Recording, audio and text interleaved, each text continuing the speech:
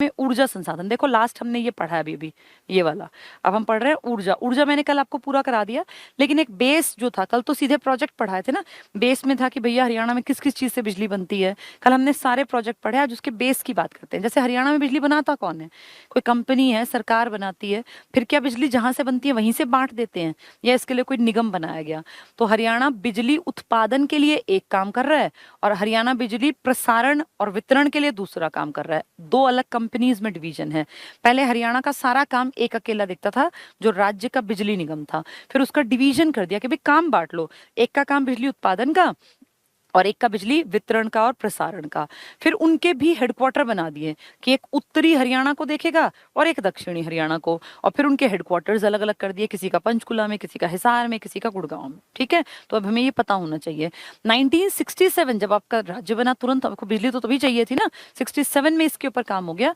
फिर जाके 1997-98 में इसके ऊपर दोबारा से थोड़ा सा इसको बढ़िया करने के लिए काम हुआ। फिर 99 में इसके ऊपर अधिनियम वगैरह आए, और बहुत सारी चीजें, जैसे उत्तरी हरियाणा बिजली निगम बन गया, दक्षिणी हरियाणा बन गया। बहुत सारी चीजें आपकी टाइम के अनुसार बदलती चली गई, तो उनको हम फैक्ट्स के माध्यम से देख लें। हरियाणा राज्य अपनी अधिकांश ऊर्जा आवश्यकताओं की पूर्ति के लिए तापीय मतलब कोयले वाली, जो मैंने कल पढ़ाई, और विद्युत मतलब बिजली वाली, जल विद्युत पानी वाली, तो कोयले वाली और पानी वाली विद्युत संसाधनों पर निर्भर है। इनसे बहुत अच्छा ऑप्शन हो सकता है न्यूक्लियर का। फिर हम करते क्यों नहीं? क्योंकि उसमें डर है, अगर वो लीक हो गई ना तो सब कुछ बर्बाद कर देगी। आर्थिक सर्वेक्षण 18-19, ये पुरानी बातें हो गई हैं। इतने मेगावाट चाहिए, जिनमें से 27-92 ये हम खुद अपने आप केंद्र से, और इतने से स्वामित्व जो संयुक्त है, मतलब ये मिलके सब लोग काम कर रहे हैं। कुछ आपकी निजी संस्थाएं हैं, जैसा कि हम पढ़ रहे थे ये अपना खेदर वाली को पढ़ रहे थे ना, रिलायंस, फिर झज्जर भी में पैसा लगा रहा है रिलायंस, उस तरह की चीजें। तो मिक्सचर है, मतलब कुछ सरकारी है और किसी में आपका निजी पैसा लगा हुआ है। ये काम का पॉइंट है। हरियाणा विद्युत बोर्ड की स्थापना 1967 को की गई थी, 3 मई।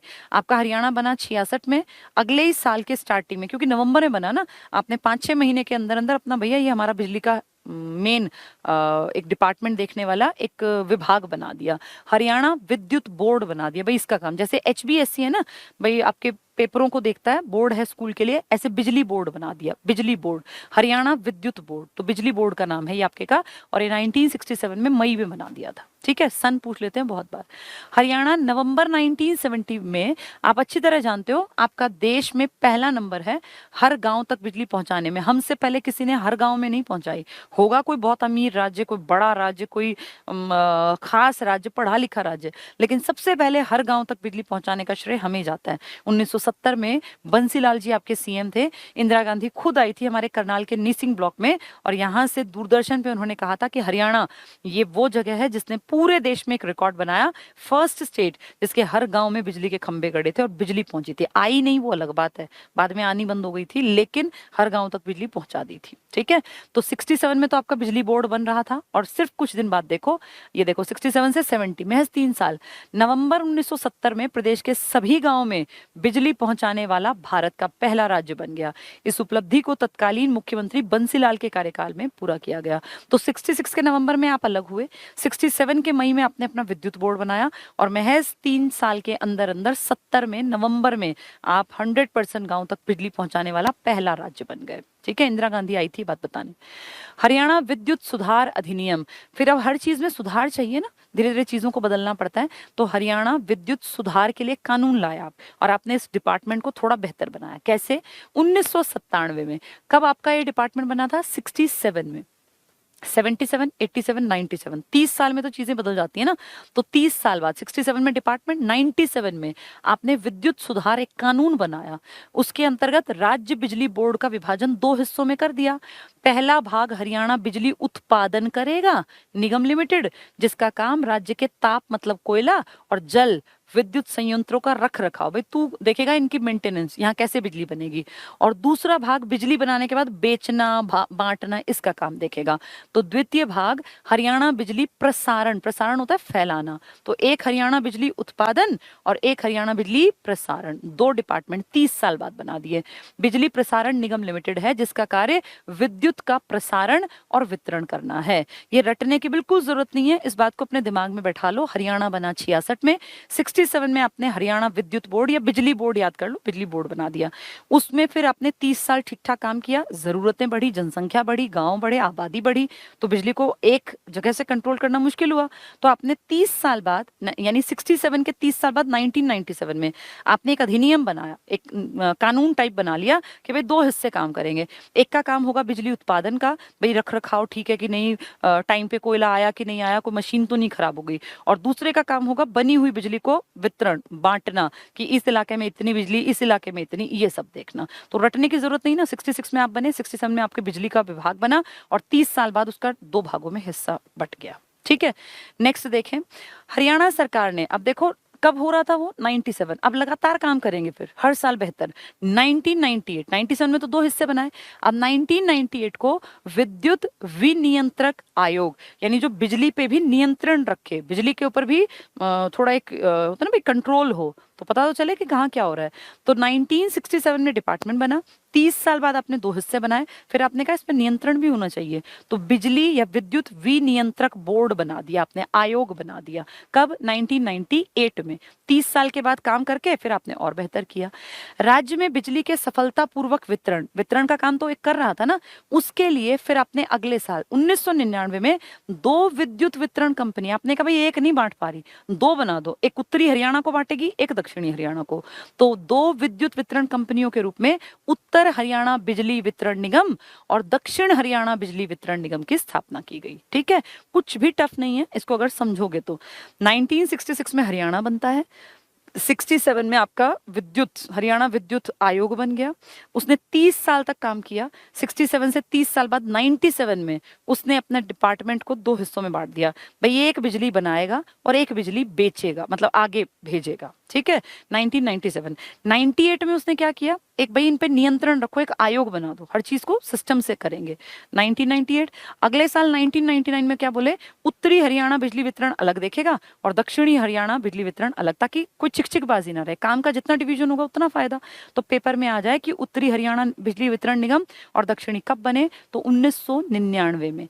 98 में क्या हुआ, आपका विनियंत्रक आयोग बना। और 97 में क्या हुआ था, दो हिस्से, एक बनाने वाले और एक भेजने वाले। ठीक है, नेक्स्ट, हरियाणा में ऊर्जा के स्रोत। तो हरियाणा में ऊर्जा के हर जगह दो ही स्रोत होते हैं, एक परंपरागत, एक गैर परंपरागत। परंपरागत मतलब जो सदियों से चले आ रहे हैं, और गैर परंपरागत जो हम नहीं यूज करते पर करने चाहिए, सोलर एनर्जी और ये अपना जो है ना पवन ऊर्जा वाले, ये हम यूज नहीं करते। यूज ज्यादा क्या करते हैं हमेशा से, कोयला और पानी, ये सदा से चलते आ रहे हैं। तो ऊर्जा संसाधनों के दो भाग हैं, परंपरागत ऊर्जा स्रोत। परंपरागत ऊर्जा स्रोत ऐसे ऊर्जा स्रोत हैं जिनका भंडार पृथ्वी पर सीमित है, आप परंपरा चलाए जा रहे हैं, आपने सारा खर्च कर डाला। ये ऊर्जा स्रोत भविष्य में समाप्त हो सकते हैं क्योंकि इनका उपयोग मानव लंबे समय से कर रहा है, तभी तो परंपरा चला रहे हैं। परंपरागत ऊर्जा स्रोत में कोयला, परमाणु ऊर्जा, पेट्रोलियम, प्राकृतिक गैस, ये तो एक लिमिट के हैं ना, हो जाएंगे खत्म। परंपरागत ऊर्जा स्रोत से उत्पन्न होने वाली ऊर्जा को दो भागों में, एक तापीय ऊर्जा जो कोयले वाली है और एक जल विद्युत, आप मेनली यही यूज करते हैं, विभाजित किया गया। ये प्रोजेक्ट जो मैंने कल पढ़ाए थे उनको मैप में दिखाया, आप पीडीएफ में देखना, आपको समझ में आएगा। कल मैंने ये सारा पढ़ाई दिया, पानीपत तापीय विद्युत केंद्र, आसन गांव 1367, ये पूरा पढ़ाया था कल। ठीक है, अब देखो लास्ट जो हमने पढ़ा था ये भी पढ़ा दिया, न्यूक्लियर पावर भी कल पढ़ाया था, सौर ऊर्जा भूतकला वाला पढ़ाया था, पवन ऊर्जा पढ़ाया था पहाड़ियों में, पार्क योजना बताया था कि 20 ऐसे गांव और ये ऐसे कॉलेजेस और ये सब हैं। ऊर्जा पुरस्कार बस लास्ट आ गया, इसमें कुछ खास है ही नहीं। ऊर्जा पुरस्कार क्या है, अगर कोई बहुत अच्छी बिजली की बचत करे, कोई इस तरह का कॉलेज यूनिवर्सिटी कुछ अच्छा करके दिखाए तो उनके लिए पुरस्कार है। अब इतने पुराने जो है 2002 वाले रीडिंग बेशक करना, ये आने नहीं वाले। ठीक है, एक बता देती हूँ, फरीदाबाद थर्मल पावर स्टेशन को प्रशंसनीय उत्पादकता पुरस्कार से सम्मानित किया गया था, पुराना टाइम 20 साल पहले। ठीक है, इसके बाद ऐसे बहुत सारे आपके थर्मल पावर स्टेशन हैं जो कोशिश कर रहे हैं कि वो लोग काम करें। अब देखो ये काम के पॉइंट शुरू हो गए, अब आपको निचोड़ समझ में आ गया कि आपके पावर प्लांट्स कहाँ हैं, आपके ऊर्जा के साधन क्या हैं और आपके खनिज कहाँ से कैसे मिलते हैं। तो अब उसका निचोड़ है, खनिज और ऊर्जा दोनों पढ़ लिए ना। इससे कुछ इंपॉर्टेंट फैक्ट्स, कुल खनिज का 43% चूना पत्थर और कंकर मिलता है। कहाँ है आपका चूना पत्थर बताना, अंबाला, पंचकुला, रोहतक, हिसार और महेंद्रगढ़, तो पूरे हरियाणा में फैला हुआ है 43% चूना पत्थर, ठीक है। रवेदार चूना पूछेंगे तो मेनली रोहतक में। सीमेंट कारखाना लगा था आपके चरखी दादरी में, बहुत पहले सीमेंट कारखाना, अब तो 30-35 सालों से बंद पड़ा है। सीमेंट कारखाना चरखी दादरी में लगाया गया था, जो अब बंद हो गए। सूरजपुर को काट देना है, चरखी दादरी, ठीक है। गुड़गांव और मेवात में खारा पानी पाया जाता है, क्योंकि यहाँ की नदियां राजस्थान की लूनी नदी की भांति आंतरिक प्रवाह की नदियां हैं। आपने नदियों का टॉपिक बहुत डिटेल से पढ़ा था, साहिबी, इंदौरी, याद है, कसौती या ये कृष्णावती और दोहान, 4 ही तो नदियां थी। अब इन नदियों में साहिबी सबसे इंपॉर्टेंट थी, क्योंकि बाकी सारी अपना नाले के रूप में जा जाके पानी किसमें गिराती थी, साहिबी में। उसी साहिबी में 1977 में बाढ़ भी आई थी, जिसके लिए एक बांध बनाया था, मसानी बांध, मसानी गांव रेवाड़ी में 1989 में, ठीक है। तो सारी नदियां, क्योंकि पानी कम है तो इवेपोरेशन ज्यादा होता है। राजस्थान की जैसे लूनी है ना, लवण नदी, इस टाइप का नेचर है आपकी साउथ की नदियों का। ऐसा खनिज जल जिसमें सल्फर, आपको पता होगा सोहना में गर्म पानी का कुंड है, एक झरना है जिसमें हमेशा गर्म पानी निकलता है। और सोहना क्यों, ये तो देश में बहुत सारे हैं। मनाली में जहाँ बिल्कुल बर्फ इतनी ज्यादा पड़ रही है ना इस टाइम, वहां एक ऐसा झरना है कि जिसमें आदमी अगर उसके नीचे घुस जाए ना, तो इस टाइम पे इतनी ठंड में वहां उसकी स्किन जल जाए, इतना गर्म पानी है। मतलब उसमें घुसते हुए लगता है कि इतनी गर्म पानी निकलता कैसे है। पानी नेचुरल तरीके से गर्म कैसे हो जाता है, जिस पानी में सल्फर की मात्रा ज्यादा होती है ना, वो नेचुरल गर्म होता है। जितनी ज्यादा सल्फर की मात्रा होगी उतना पानी की गर्माहट बढ़ती जाएगी, और इतना गर्म होता है कि स्किन जलने को हो जाती है। तो ये गर्माहट का कारण है सल्फर। कहते हैं चर्म रोग, जो स्किन डिसऑर्डर है ना, कोई स्किन में हाथ पैर में कुछ भी दाद, खाज, खुजली टाइप की चीज, ये ठीक हो जाते हैं अगर लगातार में इनको सल्फर युक्त पानी अगर नहाने के लिए यूज किया जाए। तो बहुत लोग, ये मान्यता है तो सोहना में कि कोई भी स्किन डिजीज हो वहां चले जाओ, वहां ठीक हो जाएगी। ऐसा खनिज जल जिसमें सल्फर की वजह से गर्म जल पाया जाता है आपके सोहना में है, गुड़गांव में। तो सोहना में गर्म पानी का झरना है, सोहना कुंड कहते हैं इसको। ये देखो लिखा, अन्य नाम सोहना कुंड, इसको शिव कुंड भी कहते हैं और शिला कुंड भी। तो पूछ लें एग्जाम में, शिला कुंड कहाँ है हरियाणा में, तो सोहना। शिव कुंड कह लो, शिला कुंड कह लो, सोहना कुंड कह लो, गर्म पानी का झरना कह लो। इसका कारण क्या है, पानी में सल्फर की मात्रा। कौन सी डिजीज ठीक हो जाती है, स्किन डिजीज, ठीक है। जैव ईंधन का केंद्र आपके कुरुक्षेत्र में स्थित है।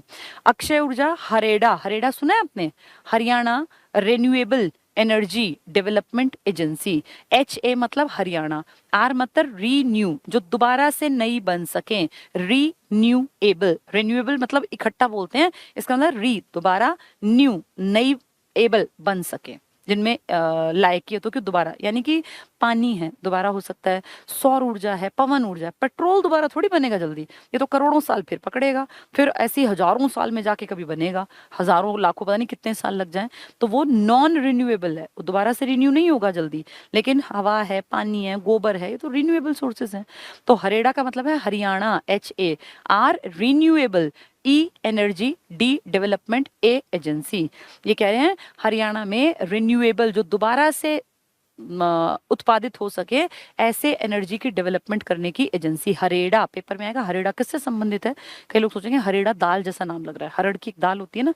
हरेड़ा का मतलब Haryana renewable energy development agency, यानी जो दोबारा से रिन्यू हो सकें ऐसे एनर्जी के साधनों को डेवलप करने के लिए, सौर ऊर्जा, पवन ऊर्जा, जो बेसिक बिल्कुल चीजें ना जो कि फ्री में मिली हुई हैं, उसके लिए। ये कहाँ है, पंचकुला में। कब बनी, 1997। आपकी बिजली वाला 1967 में बना था ना, उसके 30 साल बाद आपने सोचा कि यार ये तो बिजली ताप वाली तो खत्म हो जाएगी, तो आपने हरेड़ा का निर्माण किया कि Haryana renewable energy development agency, ठीक है। और 30 साल बाद ही आपने क्या किया था कि भैया एक बिजली बनाने पे काम कर लो, एक बिजली को बांटने पे काम कर लो। फिर आपने अगले साल 98 में विनियंत्रक आयोग बनाया था, और फिर 99 में आपने कहा उत्तरी हरियाणा की बिजली अलग बांटेगा और दक्षिणी हरियाणा की अलग बांटेगा, ठीक है। चलिए, 3 मई 1967 को राज्य विद्युत बोर्ड, जो तुम्हें याद होना चाहिए अब, का गठन, और अगस्त 1988 को पुनर्गठन हुआ। 1988 को 19 इसको क्या बना लोगे, 67 90, अच्छा पुनर्गठन लिखा है, ठीक है। लेकिन ये इसका सन ठीक कर देना, क्योंकि ये इसको डिवाइड कर रहा है। 2 भाग थे ना, हरियाणा बिजली उत्पादन और बिजली संप्रेषण। ये संप्रेषण नहीं आना चाहिए, बिजली बांटने को संप्रेषण होता है कम्युनिकेट करना, थोड़ा सा शब्द गलत कर दिया, बिजली वितरण लिखना चाहिए। वितरण होता है बांटना, डिस्ट्रीब्यूशन। संप्रेषण होता है जैसे मैं कम्युनिकेट कर रही हूँ अपनी बात तुम तक, तो ये वर्ड ठीक कर लेना, वितरण। ये 30 साल बाद बटे थे, 67 से 77, 87, 97, इसको ठीक कर लेना, 97 में ये हुआ था, ठीक है। टाइपिस्ट इतनी गलती कर सकते हैं। हरियाणा में ऊर्जा संरक्षण अधिनियम 2001 में बना कि बिजली और ये सब चीजें कैसे बचाई जाएं, पर 2 जुलाई 2003 को लागू। पूछेंगे ऊर्जा संरक्षण के लिए अधिनियम कब लागू हुआ? 2003 में। हरियाणा विद्युत उत्पादन निगम लिमिटेड HPGCL, अगर तुम्हें याद हो कल हमने देखा था हमारा एक प्रोजेक्ट NTPC इंद्रप्रस्थ से प्रभावित था, NTPC से और HPGCL से, तो यही तो है वो। इसका मतलब क्या है?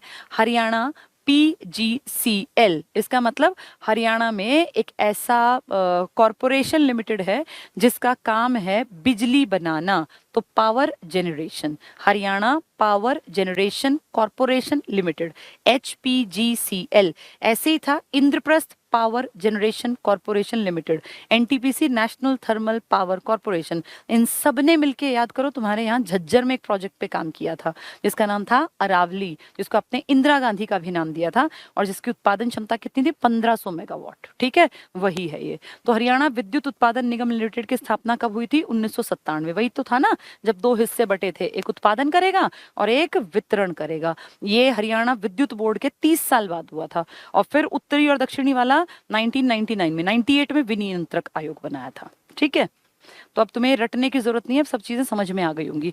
ये प्रश्नोत्तर हैं, इनको कर लेना। अब आपने ये बहुत इंपॉर्टेंट टॉपिक जिसमें से हर बार क्वेश्चंस आए हैं, खनिज और ऊर्जा, अच्छी तरह से समझ लिया। अब आपकी जिम्मेदारी है कि आप इसको सेल्फ से भी पढ़ें, क्योंकि मैंने तो ये पढ़ा दिया, लेकिन आपकी समझ में तब आएगा जब आप खुद इसको पढ़ोगे 2-3 बार।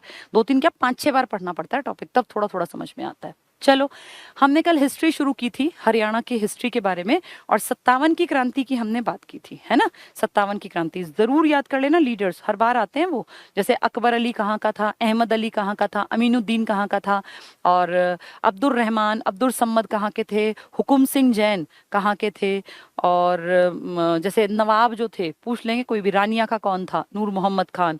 तो नवाब कहाँ कहाँ काम कर रहे थे, या कोटलैंड के कहाँ लेके अपनी फौज गया था, या शावर्स कहाँ गया था, या जो ये फोर्ड था इसने कहाँ कोशिश की थी। तो ये सब हमें याद करने हैं। कल मैंने एक एक के बारे में बहुत अच्छे ढंग से समझाया था, अब पढ़ना तुम्हारी अपनी जिम्मेदारी है। ठीक है, आज हम पढ़ेंगे हरियाणा में भारत का स्वाधीनता संग्राम। धीरे धीरे ना मैंने तुम लोगों की हरियाणा की हिस्ट्री शुरू कर दी है, क्योंकि हिस्ट्री बहुत लोगों को टफ लगती है। एक साथ सारी पढ़ाऊंगी तो तुम्हें बहुत सारी समझ नहीं आएगी, इसलिए मैं कहीं कहीं से टॉपिक जोड़ के, ताकि तुम्हें समझ आ जाए। जैसे अगर मैं शुरू से कहूँ कि हम हिस्ट्री पढ़ रहे हैं, 15 दिन हिस्ट्री पढ़ेंगे, तो फिर तुम्हें अपने आप बोरियत फील होगी। कल हमने वैसे ही 57 की क्रांति पढ़ ली, अगर तुमने पढ़ ली होगी तो बहुत आसान थी, इंटरेस्टिंग भी है। ऐसे ही आज अगला टॉपिक पढ़ रहे हैं हिस्ट्री का। ऐसा नहीं कि कल भी हिस्ट्री पढ़ाऊंगी, कल कुछ और इसमें से मिक्स करा दूंगी, ताकि चीजें क्लियर होती चली जाए। पर पहले ये वाला टॉपिक पूरा करेंगे, चाहे इसमें 1 दिन लगे चाहे 2 दिन। कल मेरी क्लास नहीं होगी, अब मेरी क्लास 2-3 दिन नहीं हो पाएगी। ठीक है, इसलिए मैं लंबी क्लासेस ले रही हूँ, ताकि तुम फिर 2-3 दिन अपने आप इसको पढ़ सको। अपने आप जरूर पढ़ना है तुम्हें। हरियाणा में भारत का स्वाधीनता संग्राम, Indian freedom struggle in Haryana. हमने क्या किया हरियाणा वालों ने? क्रांति के बाद भी तो हमने कुछ किया होगा। हमें पहले, क्रांति से पहले किसके साथ? यूपी के साथ जोड़ रखा था, और फिर क्या कर दिया? हमें पंजाब के साथ जोड़ दिया। पंजाब क्योंकि क्रांति में बहुत खुशी से शामिल न होने वाला राज्य था। ठीक है, स्वतंत्रता संघर्ष का पहला दौर, इसको पढ़ने से पहले मैं चाहती हूँ, जो हमने कल 57 की क्रांति पढ़ी थी ना, थोड़ा सा उसका पार्ट भी है इसमें, उसको हम लोग समझ लेंगे ताकि हमें दिक्कत ना आए। जैसे कल वाली चीज जल्दी समझ में आएगी, है इसी का पार्ट वो भी। उसमें कुछ बड़े बड़े लोगों के नाम हैं जो हमने कल पढ़े थे। ठीक है, ये बहुत लंबा चैप्टर है ये वाला, ये हो सकता है कई दिन पकड़े, क्योंकि इसमें एक एक पॉइंट बहुत काम का है एग्जाम के पॉइंट ऑफ व्यू से, और इसलिए बच्चों को ये टफ लगते हैं। ये एक्चुअली अपने आप पढ़ के समझ में भी कम ही आते हैं।